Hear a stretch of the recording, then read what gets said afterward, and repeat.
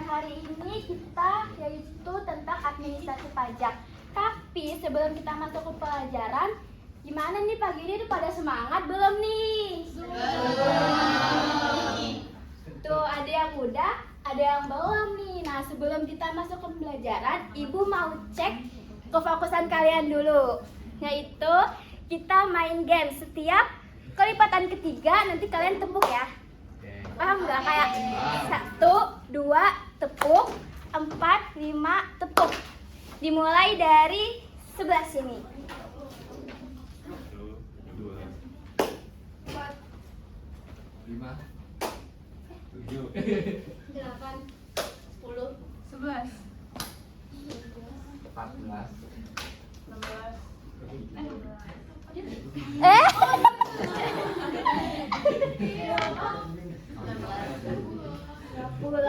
Oke, udah banyak yang fokus ya.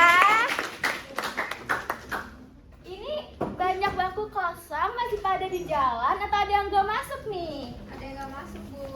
Siapa aja itu? Nisa nggak masuk Bu. Si Nisa kenapa itu? Males, jangan ditiru ya teman-teman. Selain Nisa, siapa yang gak masuk? Lutfia.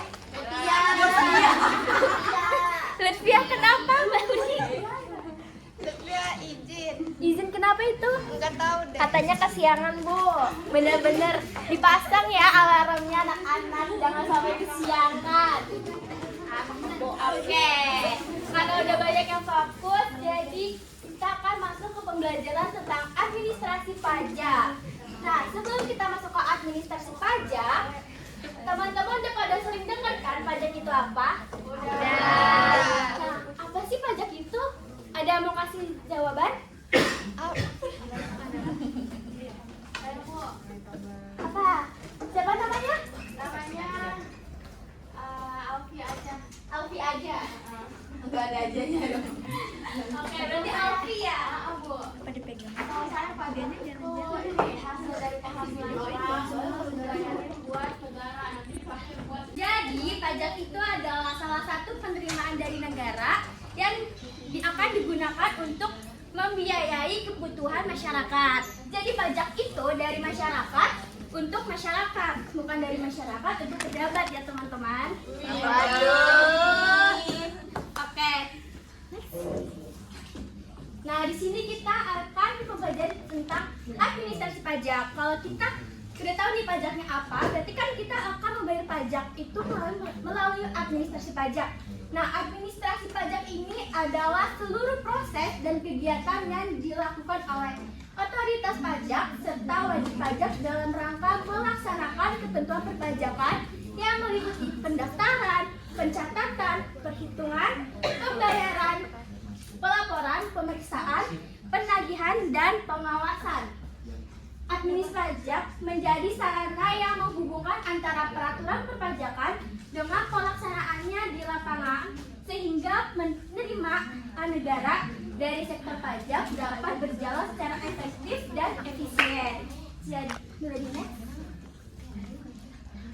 nah, dalam praktiknya administrasi pajak tidak hanya berkaitan dengan urusan pembayaran pajak, tetapi juga mencakup sistem pelayanan, pengawasan, penegakan hukum, dan penggunaan teknologi informasi dalam pengelolaan pajak. Nah, di Indonesia, administrasi pajak itu dilaksanakan oleh Direktorat Jenderal Pajak yang berada di bawah Kementerian Keuangan Republik Indonesia.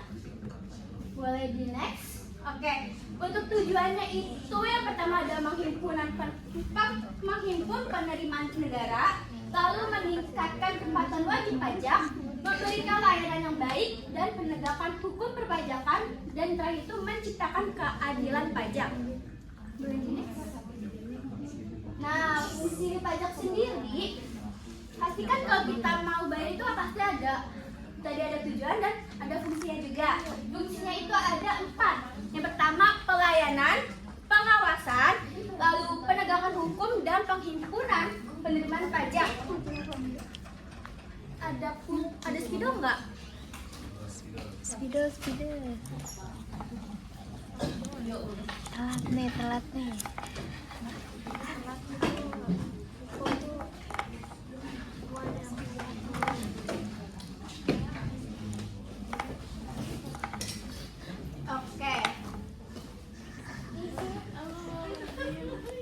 Enggak.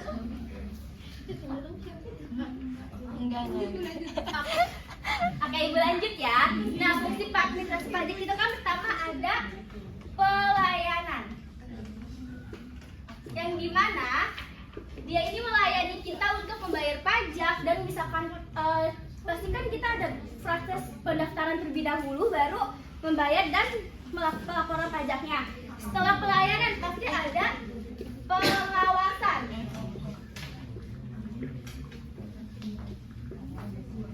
Nah, pengawasan ini gunanya untuk melihat nih apa yang kalian bayar, apa yang kalian laporin tuh udah benar atau enggak. Itu mengawasi kepatuhan wajib pajak dalam memenuhi kewajibannya. Lalu setelah diawasi itu ada penegakan hukum.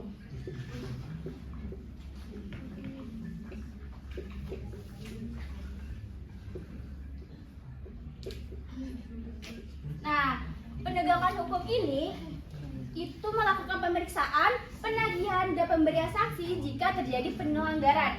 Jadi karena kita kan pertama udah pendaftaran nih, udah proses pelaporan juga, terus diawasi, dan kalau misalkan di sini ada kejanggalan atau tidak sesuai dengan data kalian, maka itu diproses ke penegakan hukum ini.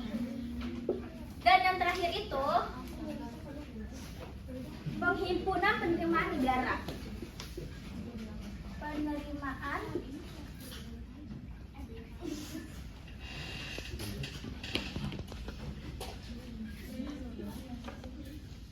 nah, yaitu mengoptimalkan penerimaan pajak untuk membiayai pengeluaran negara. Seperti itu. Boleh di next. Nah, di sini ada pastikan ada unsur-unsur administrasi pajak, yaitu wajib pajak adalah orang pribadi dan badan yang memiliki hak kewajiban perpajakan. Ada dua jenis wajib pajak, yaitu orang pribadi kita sendiri dan wajib pajak badan, itu kayak PT, CV, firma, yayasan, koperasi. Jadi kalau misalkan nanti teman-teman semua punya bisnis, itu kan pasti kalian melaporkan pajaknya itu PT-nya namanya wajib pajak badan. Dan untuk kalian sendiri namanya wajib pajak orang pribadi. Nah, wajib pajak orang pribadi tuh ketentuannya apa aja sih?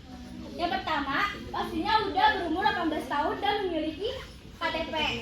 Dan kalau kita udah punya KTP, kita kan pasti bisa buat bikin NPWP tuh. Karena kalau kita mau bayar pajak, kita tuh harus punya NPWP dulu. Dan penghasilan minimalnya banget per bulan 4.500.000 setara dengan UMR Jakarta. Lalu ada Fiskus. Fiskus adalah petugas pajak yang memiliki tugas untuk mengelola administrasi perpajakan. Tugas Fiskus yaitu memberikan pelayanan, melakukan pengawasan, pelaksanaan pemeriksaan, penagihan pajak, penegakan hukum perpajakan. Jadi orang-orang di pajak tuh namanya Fiskus, kayak ibaratnya nih di sekolah kan ada guru. Nah, kalau di kantor pajak adanya Fiskus namanya, seperti itu. Lalu objek pajak adalah segala sesuatu yang dikenakan pajak. Contohnya penghasilan, penjualan barang, penyerahan jasa, kepemilikan kendaraan, dan kepemilikan tanah dan bangunan. Dan yang terakhir nih, sistem informasi perpajakan digunakan untuk mengolah data perpajakan secara elektronik. Jadi teman-teman, sekarang itu kita udah modern ya, udah nggak kayak harus ke kantor pajak nih buat lapor pajak. Kalian diem di rumah aja, kalian tuh bisa buat lapor pajak, yaitu pakai e-billing, e-faktur, dan Cortex. Nih, sekarang tuh pelaporan pajak itu kita pakai Cortex. Nah, kalau udah ada Cortex berarti kan kita ya udah sih di rumah aja, nggak usah ke kantor pajak, nggak usah ribet-ribet, itu bisa banget. Tapi gimana kalau misalkan aku tuh usahanya baru dan kalau aku lihat di YouTube tutorialnya tuh nggak ada, boleh nggak sih aku ke kantor pajak buat nanya orang-orang pajak gimana cara buat menggunakan si Cortex tersebut? Itu boleh banget, walaupun dia udah modern, tapi kita tetap boleh buat nanya ke orang pajak gimana cara penggunaan si Cortex tersebut. Sebenarnya penggunaan Cortex tersebut ini tuh sangat mudah ya teman-teman, tapi kan pasti ada beberapa data yang perusahaan orang tuh ngelaporin, tapi perusahaan kita tuh enggak. Itu boleh banget ke kantor pajak buat nanya kira-kira ini aku kurang apa ya, apa aja ya yang harus aku laporin. Kenapa itu tetap diperbolehkan? Agar ketika ini pengawasan ini kalian tidak ditemukan kejanggalan di bisnis kalian sendiri ataupun di wajib pajak orang pribadi kalian. Itu kalian kayak ibaratnya make sure sebelum kalian finalisasiin si pajak tersebut. Dua lagi next. Oke, tahapan administrasi pajak yang berikutnya teman-teman. Yang pertama itu pendaftaran wajib pajak. Seperti yang tadi udah dijelasin juga, pelayanan pasti kita daftar dulu pajaknya, lalu perhitungan pajak yang dimana pasti kan kita lapor pajak nggak langsung yaudah nih semuanya pendapatan aku laporin ke konteks ke orang pajak, enggak, kita hitung dulu beban-beban kita apa dan kayak PTKP-nya itu berapa, baru pas kita dapat penghasilan bersihnya itu baru kita laporin ke orang pajak. Dan yang ketiga pasti kalau udah dihitung, udah daftar juga, kita melakukan pembayaran pajak. Lalu juga pelaporan pajak melalui SPT. Siapa yang tahu SPT itu apa? Surat pelaporan tahunan. Apa? Surat pemberitahuan. Betul sekali. Siapa nama kamu? Naisha. Oke, Naisha dapat nilai tambah ya. Itu isi sendiri ya nak. Lalu yang kelima itu ada pemeriksaan pajak. Setelah kita melakukan pelaporan, nanti itu pajak kita diperiksa sama orang pajak. Nah, kalau diperiksa udah bener nih, pajak kita udah nggak ada kejanggalan, itu kita langsung ditagih. Next. Oke, untuk pastikan kalau kita menjalankan sesuatu tuh nggak mungkin semuanya selalu berjalan dengan baik dan lurus-lurus aja.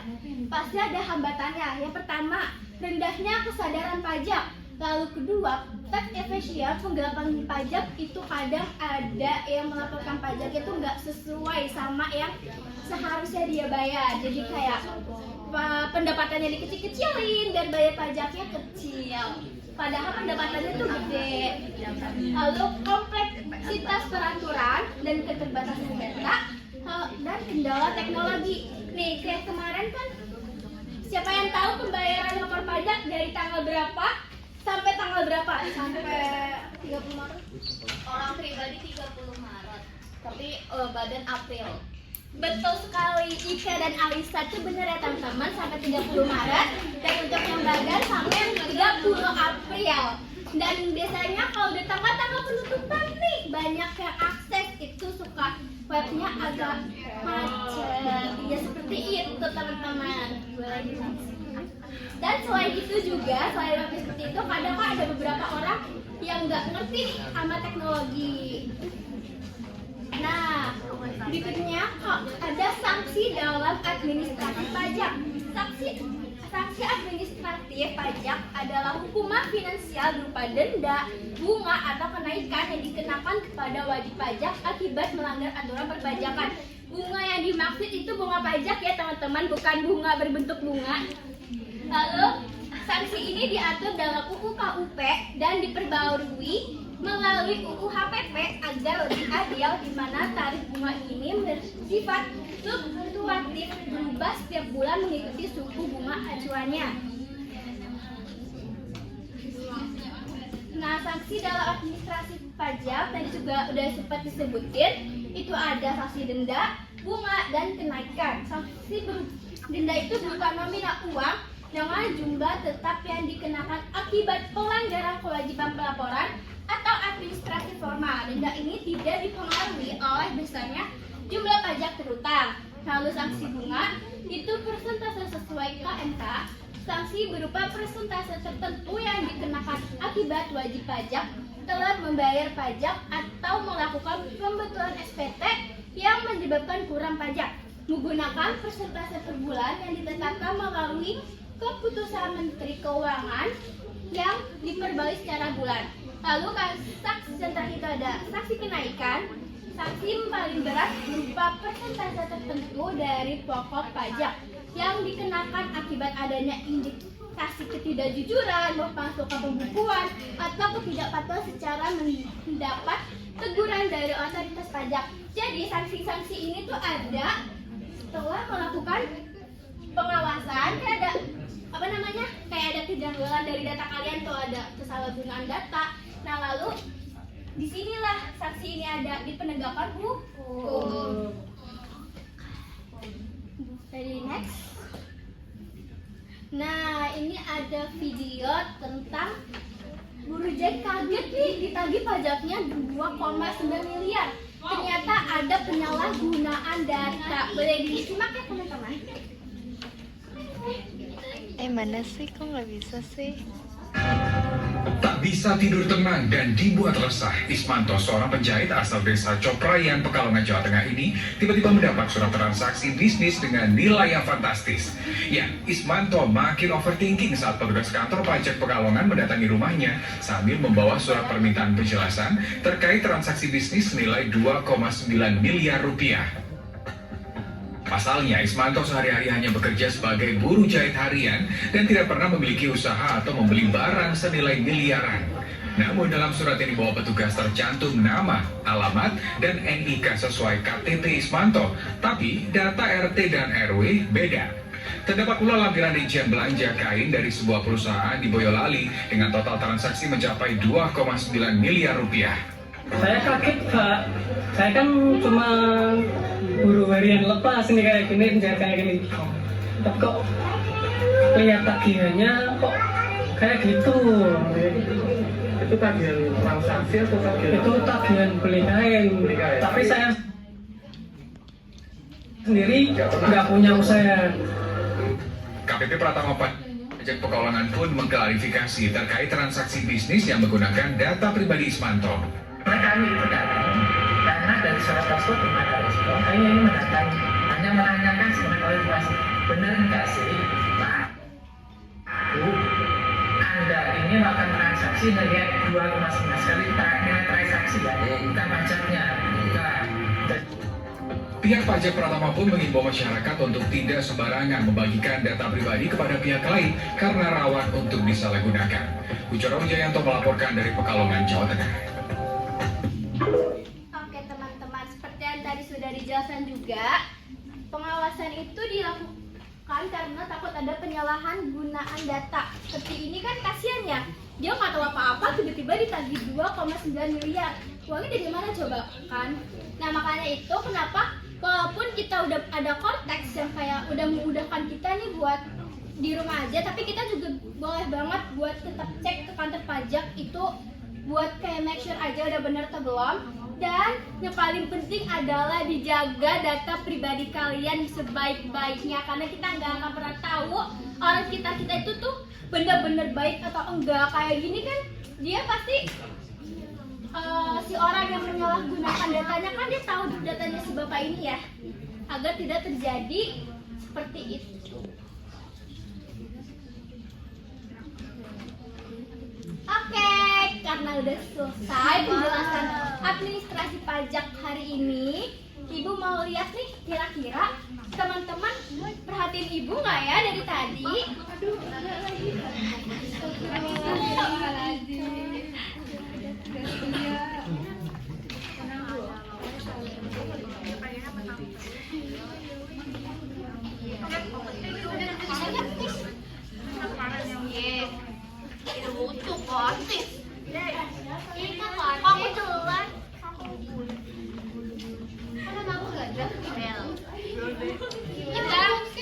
Kita dari studio.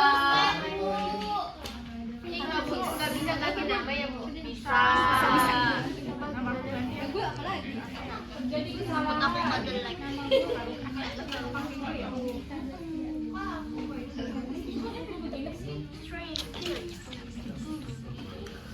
Udah belum guys?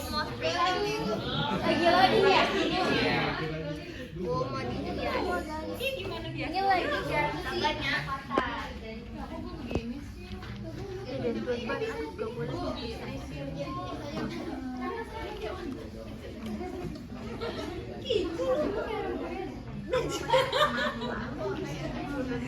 Kan itu kita berdua.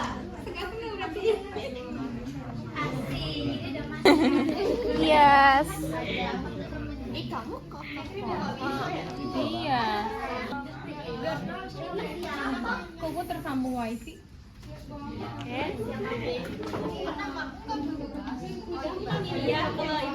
Kamu siapa?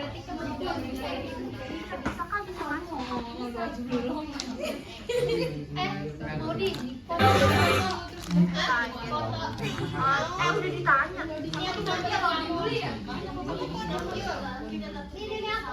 Dari kesalahan. Ya udah. Kamu kenapa ikut sih? Aku jangan kesian sama pertanyaannya masih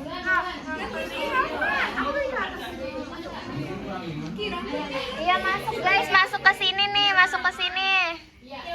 Teman-teman, kita lihat ceritanya lagi ada di studionya Kortis. Bisa masuk? Betul. Nah, untuk di awal ini ada Intan. Di depan itu kan ada salah satu member Kortis. Itu dia cuma mengucapkan selamat datang aja. Lalu kalian masuk ke studionya untuk mencari soal-soalnya ya teman-teman. Tuh, ada Marku yang belum sini. Ke dalam masuk ke ada tulisan selamat datang Kortis itu di dalam. Nah, di dalam sini ada soal-soalnya ya teman-teman. Nomor 2-nya di mana, Bu? Coba dicari aja, dicari-cari. Ada 5 soal ya teman-teman. Masuk ke dalam tulisan yang gerbang Kortis dulu. Ada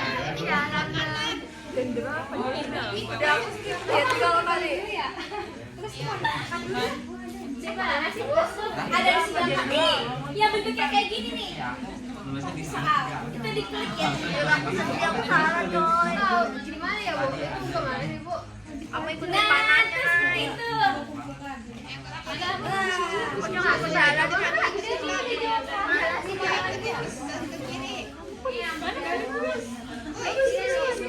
Benar. Mana Gus? Nabrak. Ini nabrak. Jak adalah meningkatkan kepatuhan. Teman yang lain ya. Saya teman-teman yang sudah 13 nanti dapat hadiah ya. Nah nih, untuk peringkat 1, 2, dan 3 itu nanti dapat hadiah dari saya. Untuk apa dibacanya? Jack Club, Bahlil sama Bahlil boleh maju. Oke, ini buat teman-teman yang peringkat 1 sampai 3 nih teman-teman. Yang Jack Club siapa Jack Club? Keren banget ya, cuma 71 detik. Jack Club ya. Bahlil di mana Bahlil?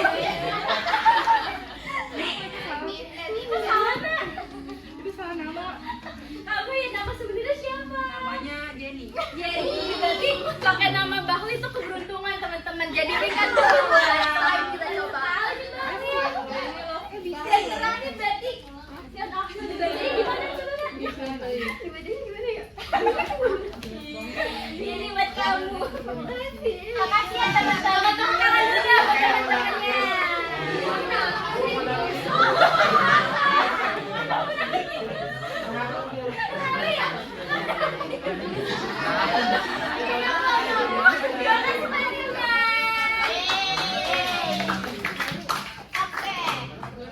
Pada hari ini kita akan lanjut ke kesimpulan. Ada yang mau bacain nggak kesimpulannya? Saya boleh 30. Siapa namanya? Kasih ya. Kasih ya. Saya boleh nanya. Administrasi pajak adalah seluruh kegiatan yang berkaitan dengan pengelolaan pajak, mulai dari pendaftaran, penghitungan, pembayaran, pelaporan hingga pengawasan pajak. Administrasi pajak bertujuan untuk membantu wajib pajak memenuhi kewajibannya dengan mudah serta memastikan penerimaan negara dari sektor pajak dapat berjalan dengan baik. Dengan adanya sistem administrasi pajak yang modern dan tertib, kepatuhan wajib pajak dapat meningkat dan pembangunan negara dapat terus didukung melalui penerimaan pajak. Baik, terima kasih Naya. Tepuk tangan dulu untuk Naya.